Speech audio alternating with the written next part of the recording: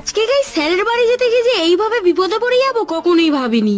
বলেন কি? হ্যাঁ গাইস, চলো গল্পটা আমাদের শুরু থেকে বলা যাক। আসলে আজ যাচ্ছে সব বন্ধুরা মিলে স্যারের বাড়ি। তাই সকাল সকাল রেডি হয়ে বন্ধুরা সব মিট করে অটো করে চলে এলাম ডায়মন্ড হারবার স্টেশনে। এসে দেখি সৌন শ্বশুর ট্রেন পাঠিয়েছে, যেটা দেখে ছেলের হাসি দেখেছো। দেখ দেখ, আরে একটা ট্রেন দাঁড়িয়ে আমার শ্বশুর। আমার শ্বশুরের একটা ট্রেন আছে, আমার শ্বশুরের এরোপ্লেন।